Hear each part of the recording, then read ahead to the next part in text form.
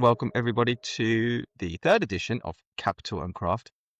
Um, so right now everybody's talking AI, and every startup and every pitch deck mentions AI. And today I'm delighted to be joined by Kevin Jackson, who is chairman of AI Forge.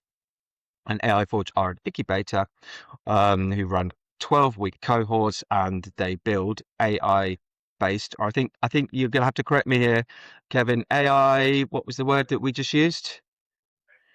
AI exclusively Yes, AI company. exclusively AI, but there was a AI enabled, no, not AI enabled, but AI relevant startups, I think it was, or whatever the word was, but you'll be able to articulate it Applied. as Is AI. that the word you were? That's the word I'm looking for. Applied.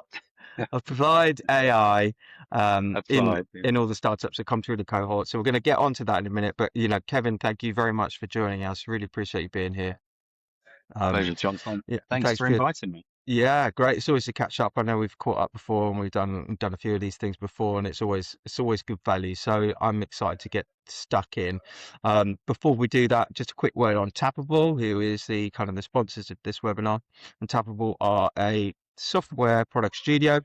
Um, Not AI applied, but obviously we use AI. But we are a product studio that helps kind of build startups and scale ups when they're at a point where kind of their kind of low code and vibe coded solutions start to creak, and they need a kind of a partner to take them to that next stage, past due diligence, robust technical architecture on the back end, and also kind of that value driver of understanding what should be built, not necessarily how we build it. So there's, in a world where code is commoditized, and we kind of help with the what just as much as the how. So the how is becoming a little bit less important. So now it just becomes about like, what should we be building, and what's the right way to build this, and how do we help with your product roadmap and all that sort of stuff. So that's us about Tappable. And if you're interested in that sort of thing, then hit me up. I'm always on LinkedIn. So Kevin, thank you very much for joining us. Um, my introduction to you was awful, so we're going to have another go at that. And I'm gonna let you talk a little bit about yourself and AI Forge first, to give a bit of context around what it is that you guys do, and then we'll get into some of the questions. And I should say, in terms of questions, anybody who's kind of watching this, if you want to fire a few questions in the chat, I will kind of ask Kevin those at the end of the session as well. So yeah, Kevin, over to you, mate. Okay. So AI Forge is 3 years and a month, couple of months old now. So we were early into the AI incubator arena. We're the only pure play AI incubator around. And what we do is we take early stage companies, so pre-seed, pre-money, pre-anything, just Hmm. an idea on a scrap of paper often. And we run that founders through a 12-week program. And at the end of that, we put them in front of two or 300 pre-seed investors, which early VCs, high net worths, and angel syndicates. Yeah. We have a very robust acquisition program for founders. We start with about 500 founders at the top of the funnel for each cohort. So we do monthly cohorts. And then by the time we graduate, through the various Cs and then through the program, we graduate probably 15, 18 companies from each cohort. So 500 down to 15. Yeah. Yeah. So, well, the thing is, as I say all the time, and I said to you in the pre, that to start a company, you've got to be slightly deluded. Oh, You know, absolutely. what you're saying to the world is, I've looked at the world, and over the number of years, I've seen something that no one else has seen, and I think I'm the person to bring it to fruition. Now, Hmm. that takes a certain type of person. And the program we run, the 12 weeks, takes you from soup to nuts in terms of what you need to do to build a sustainable business, because it's not really just about the product. Yeah. No, it's not. And but correct me if I'm wrong. A lot of the time at this early stage is about the person as much as it is, or persons, as much as it is about the product. Well, yeah. I mean, we've in 3 years, we iterate after every cohort. And one of the things that I mean, we're a founder first company, obviously, because at pre-seed, it's all about the founder.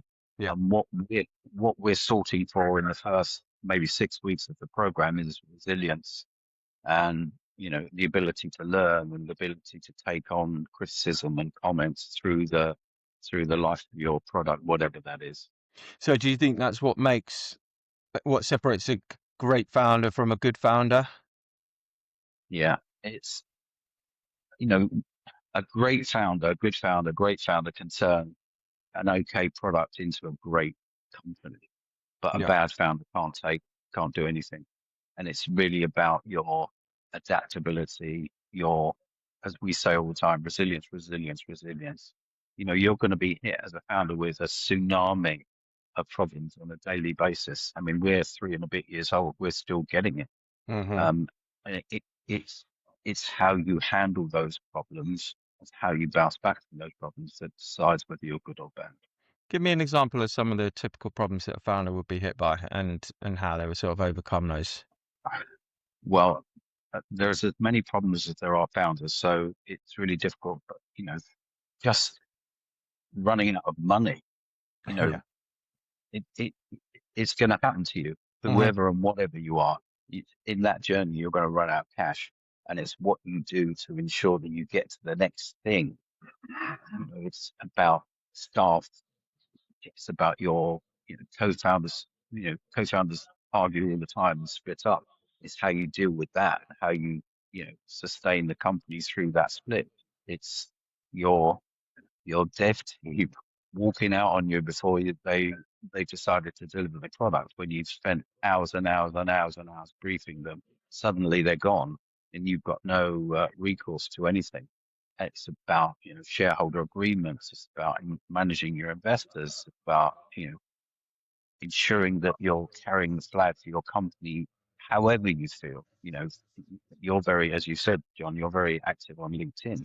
It's that, waving the flag for your company, being both a cheerleader for your company, but also a cheerleader for the industry that you're in. 'Cause you could be in the motor industry, you could be in finance, you could be in wherever. So there's two things you're trying to do. You're building your AI company, but you're also building the industry. Yeah. How important is that kind of domain experience prior to actually launching a company? Have you seen any successful founders who've kind of not worked in the industry that their startup is in, or is it generally speaking they've kind of lived the problem first? So in 3 years, we've had 93 companies through the program, and there are very few of them that don't have domain experience. Yeah. Sometimes they're, I can't believe I'm going to say this, they're domain adjacent, but Yeah. they're not. But they've got some, because you've got to uh, in this startup life have a sort of bit of a north star. You've got to have something that you see as the ultimate destination for you and the company that you're creating. Sure. That is going to that you've got some passion for and some involvement with. Yeah. And that usually comes out of a domain frustration experience. You've lost your job and you've decided to show everyone how clever you are, but you've got to have something that's going to drive you on, sustain you through the first 2 or 3 years of your life, because it's going to be tough.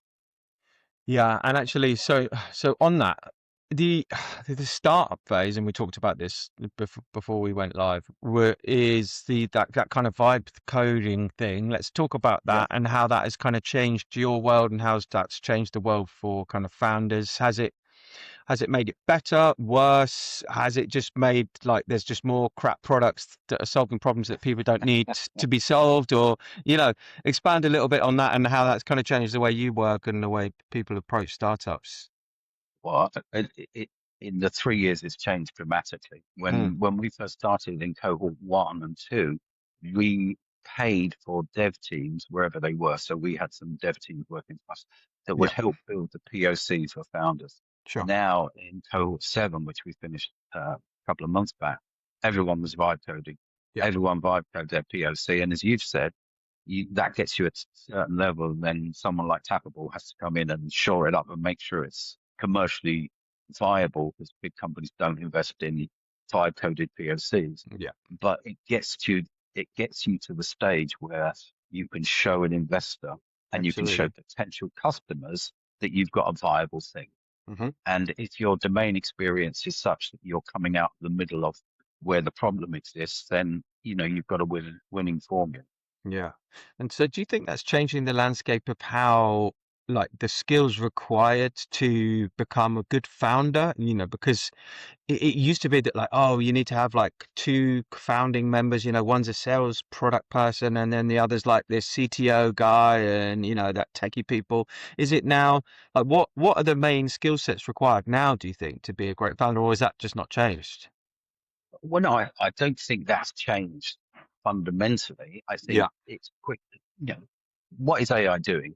It's making it quicker and cheaper to get to where you want to get to. Hmm. Hmm. uh, you know, Even the investment rounds or company growth, you can go from nowhere to 4 years with you running your Series A Yeah. because there's less funding rounds, which means there's less dilution, which means the original shareholders get more value.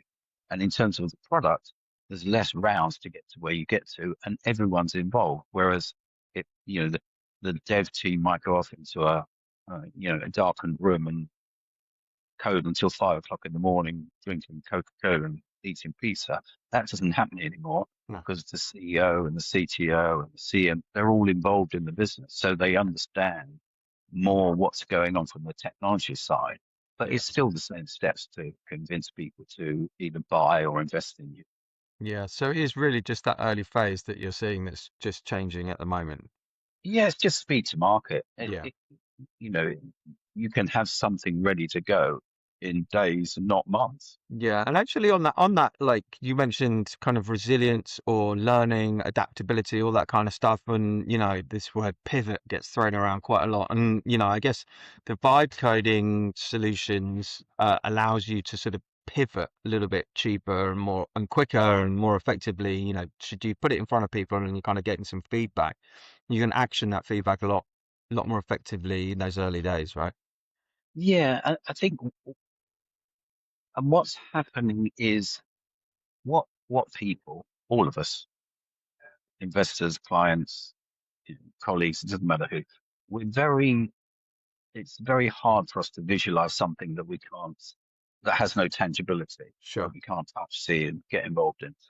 And what vibe coding allows you to do is make your product and your vision tangible, Hmm. such that you can say, look, this is it. Yeah. It's very easy for then whoever you're involved in, whatever the stakeholder relationships are, say, yeah, I can see how it works. Yeah, I'll buy it, I'll invest in it, I'll work with you. Yeah. And then it's a question of, is it blue or is it green? Those are much easier questions than we've got an idea. What do you think? Yeah, yeah, absolutely. So on the idea and the cohort and what you run, let's dive into a little bit of that, the nuts and bolts of the cohort and how that works. And you talked about applied AI companies. What does that mean? Because everyone's calling their company an AI company now, or has some form of AI or whatever it might be. Just chuck it in there for the hell of it, right? So, like, Yeah. what does a true AI or applied AI, to use your term, startup act or company actually mean?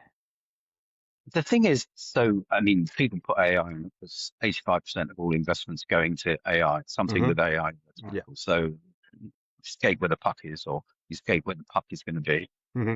Um, uh, what we're saying is it's the same as it was 5 years ago, 10 years ago, 20 years ago. Your company needs to solve a real business problem. Great. That's it. Applied AI for us, 30% of our founders come out of the middle of a corporate or a larger company where they've seen that their job is going to disappear with AI, or that they can make the company more efficient or effective by using AI to do the thing that they used to do. That for us is applied AI. That's great. Yeah. It's not deep tech, it's business solutions for business problems.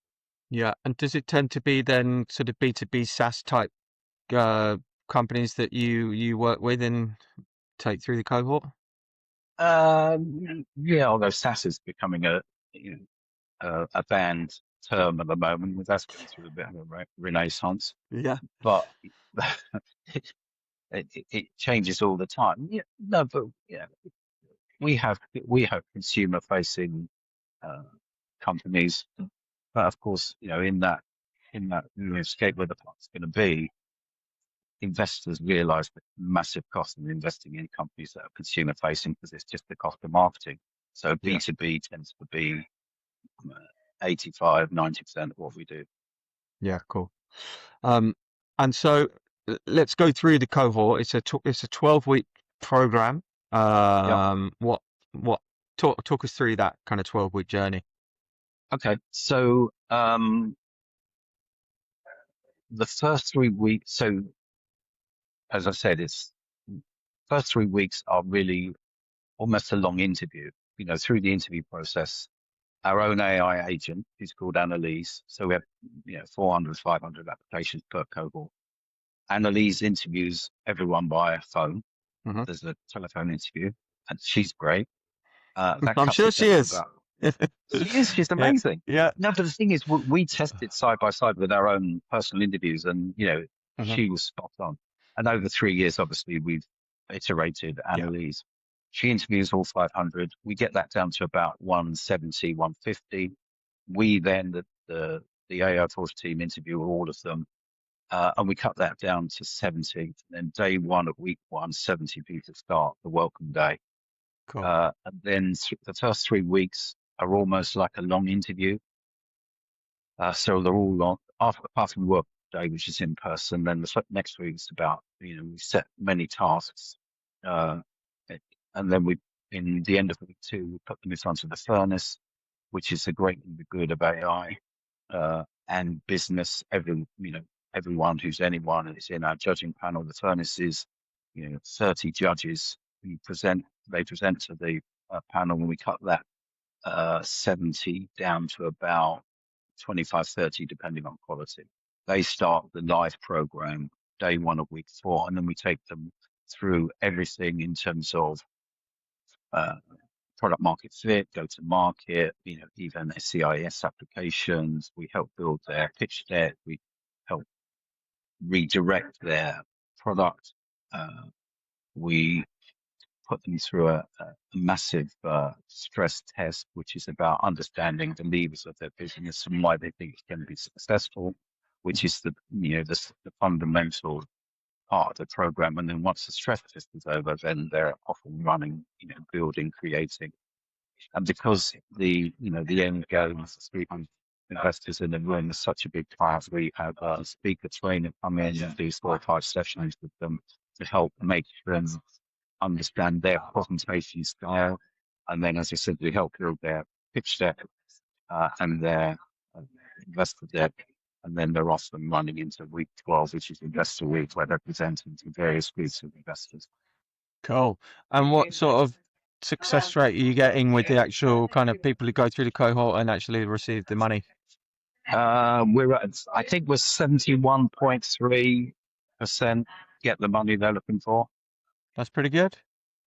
Well, it's massive when you Yeah. compare it to anyone else. They're in the low 10s. We're in the high. We're in the 30s. Yeah. And then AI Forge, I'm assuming, isn't a charity. So what do you guys get out of this? How does the commercials work from your point of view? We get lots of pain. Of course. No pain, Lots no of gain. heartache. No pain, no Yeah, gain, yeah. Kevin. So we take 6% of their equity. Yeah. So for the first 3 weeks, nothing. So it's a try before you buy. So they come to the welcome day, they see the program, they understand the depths and breadths of the program, and then if they continue in week 4, then we get 6% of their equity in the venture. Cool. And do you stay with them what's your involvement post the seed round and everything, or pre-seed? Well, we take them up to their pre-seed round, and then we're with them almost. We're always with them up until seed. So our alumni program kicks in because there's whatever it's called, separation anxiety, because it's a very intense in-person program. So we get very close during the program. So after the investor events, there's a bit of a cool down period, and then they wonder where they are because they go back to wherever they were, their front rooms or their kitchens or their shared offices, and we're no longer with them. Yeah. So we've got an alumni program, which is a sort of monthly meetup. We've got a portfolio manager who keeps in touch with them and helps point them in the direction of where we can make contacts. And the mentors that we have in the program, there's 600 to 700 mentors in the program. They can choose to help them get to where they get to. So they're still with them, and we're in contact with the mentors. Cool. And so during that program, do you do any kind of like what sort of early validation do you do with them? Are you getting them talking to customers and that sort of stuff? Yeah, yeah. Thanks, John. I forgot that bit. So it's lucky you're there. That's why I'm here, We, mate. That's why I'm here. yeah, I Yeah. know. Thank you. What we do is we insist if they don't get 4 letters of intent, LOIs, from clients or customers Yeah. before week 12, then they don't get into week 12.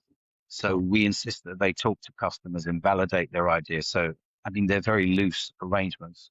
It's if you do the thing you do, we Hmm. will give your product an opportunity, but Yeah. it gets them out there talking to their customer and client. But we also, in the early days, what we also insist they do is build an advisory panel Okay. of people in their sector who can help, shape their solution Yeah. so that there's many connections into, the end game. Now, is that a bit that they like doing or that they tend to avoid as a general rule? Um, I with all these things, it's a bit like the thing, we're all good at the thing we like doing because that's Hmm. the thing we do a lot. And I think as a founder, you've got to become comfortable with the uncomfortable. Yeah. You've got Yeah. to become comfortable with doing things that isn't actually your skill, your inherent skill set. Hmm. So, you know, some people are more comfortable than others, but reaching out to people on LinkedIn to join an advisory panel or reaching out to corporates to get an LOI can be difficult for lots of people, but we're Of there course. supporting and helping write scripts and helping nudge them in the right direction. Great. So you've been helping with like the sort of the outreach, so to speak, if it's kind of Yes. like a cold hard sell, Yeah. okay, well, that's really cool. Yeah. Yeah.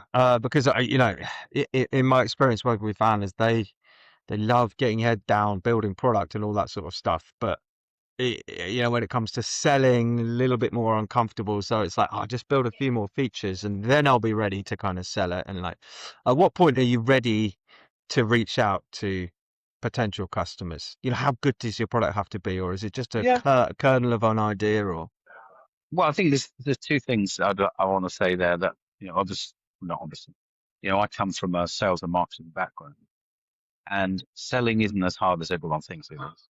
mm, And especially if you're the founder, if, yeah, as everyone knows, it's about storytelling. It's all over LinkedIn every single day of the week.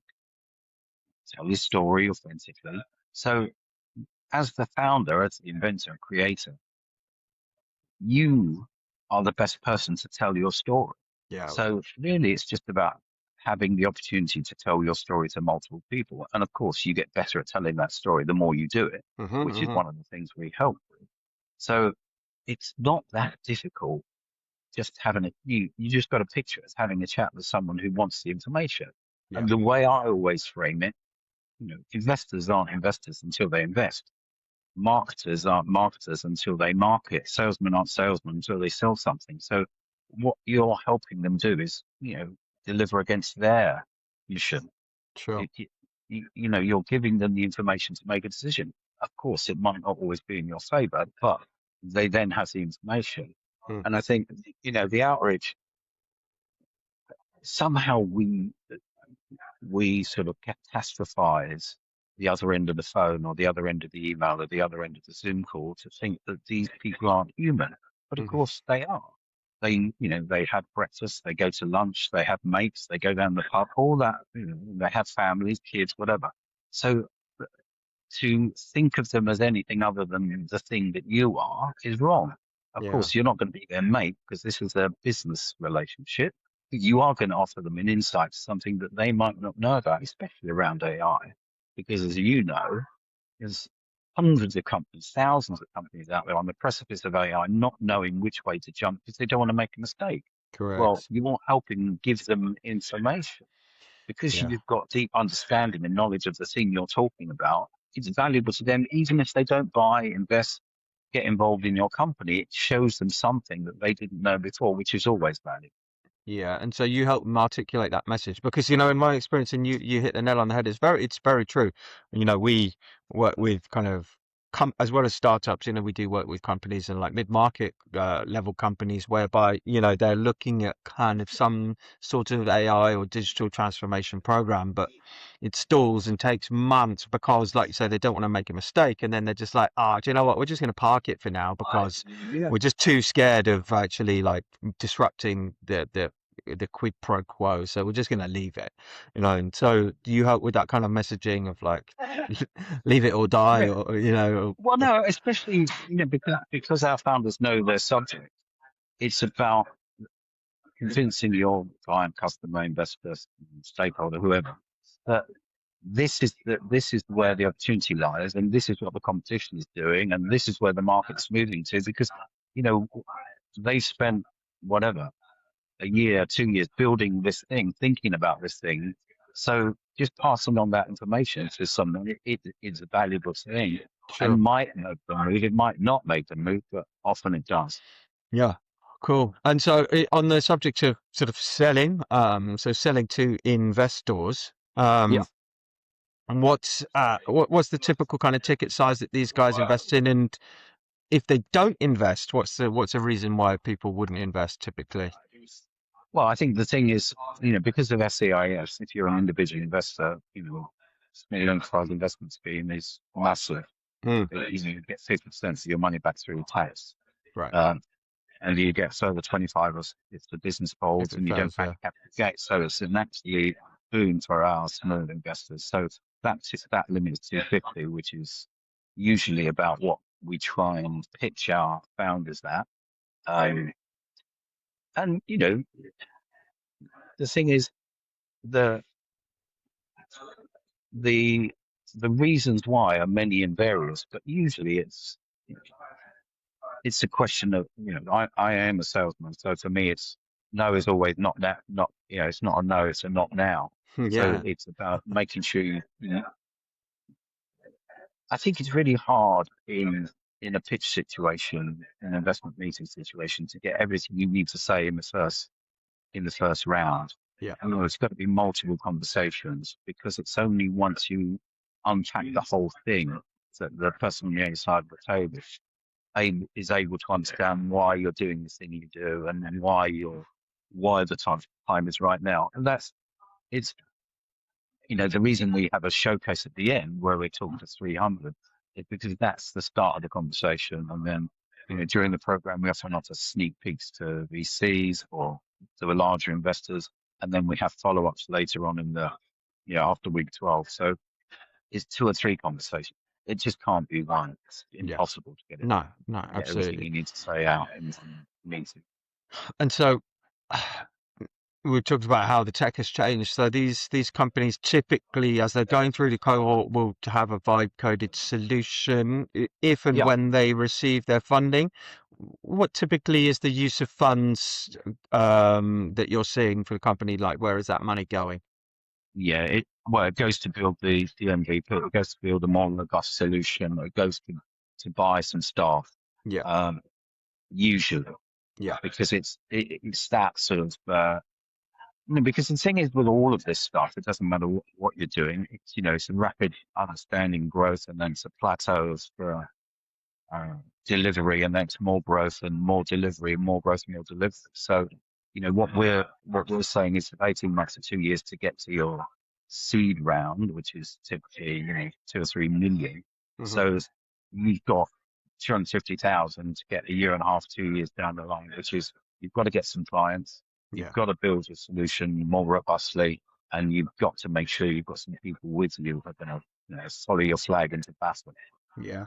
What is that first hire typically? It depends what they're doing. Often, as you said, John, that the CTO and the the CEO come together as a team. Hmm. Investors typically don't like one man or woman businesses Yeah. because then you fall under a bus, their money's gone. But if it's a CTO and a CMO and a CEO, then typically they look for a marketing person or a salesperson. Yeah.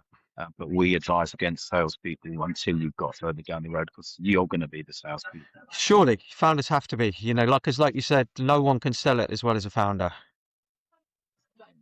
And, And also, until go you on. reach that certain size, it's very hard for a salesperson to come in and actually kind of articulate it well and with any credibility. Like that's a damn hard job.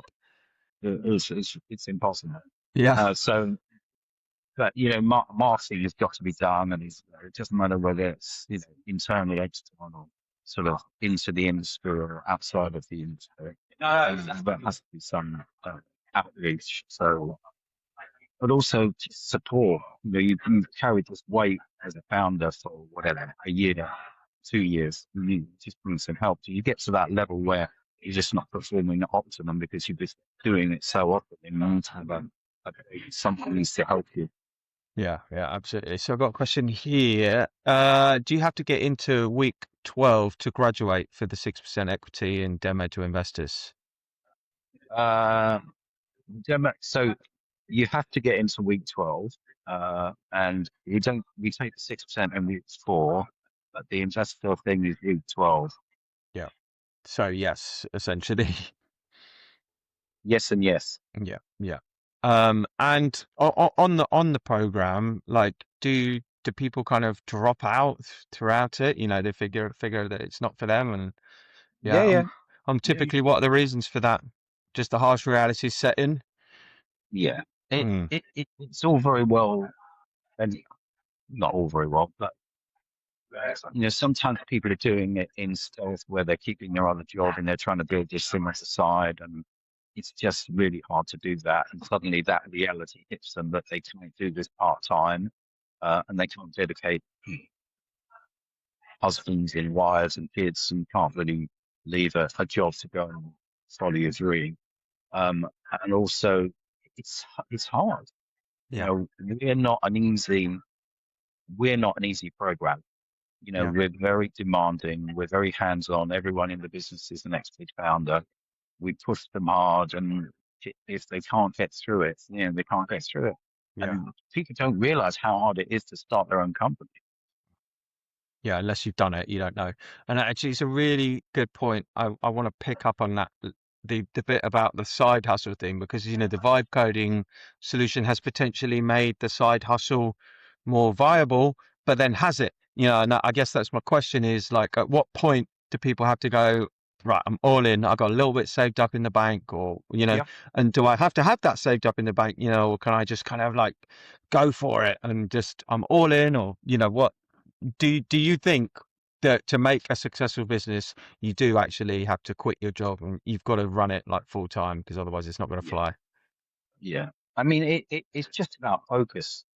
Yeah, You know yourself, you can't focus on everything all the time. It's impossible. yeah, And if you have a demanding job, then that's going to be your first loyalty. mm, Someone is paying you to do a thing. This thing over here is, I'll do it when I feel like it, or I'll do it in the evening. It just doesn't work because, as we've said several times during this program, it takes a lot to start a company. It takes a mm. lot to sustain a company. It takes a lot to make that company successful.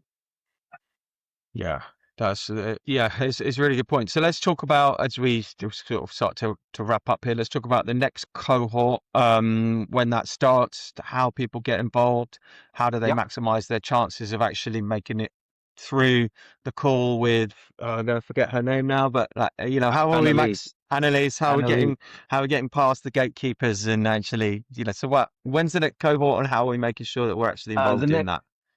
So we're expanding rapidly this year. So we always had the ambition to have 10 AI forges around the world. So Cool. in September, we're opening AI Forge in India. So the cohort 8 is going to start in November of this year. Right. So the application forms are on the website aiforge.org. Um, and you know, I think the thing is with all these things, we know you're early stage. We know you haven't done this, virtually haven't done this before. Hmm. So it's really about understanding what you're trying to do and who you're trying to do it to, and be able to articulate that. But also what you think is the direction of travel in the industry. Why now? It's the why now conversation. Why you? Why now? Love that. Why you? Why now?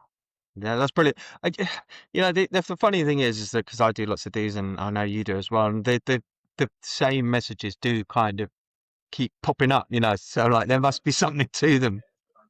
But also, to be very brutal, these are the same questions that have been for the last 5, 10, 20, 30, 50 years. Yeah.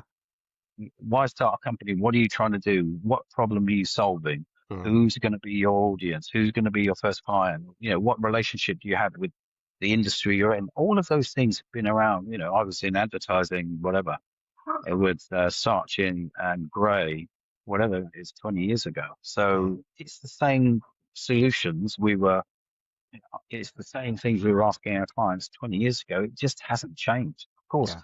technology has helped us get quicker. It's cheaper. It's, easier. You think it's easier, but it's the same fundamental questions. Yeah. Yeah. Well, it's never been easier to start a business, but I believe it's never been harder to actually build a successful one. There you go. Yeah. It's, my son's a musician and, Whew. everyone's saying it's so easy to get into music. Well, yeah, okay. You can make music. You can get on TikTok and but that's not a career.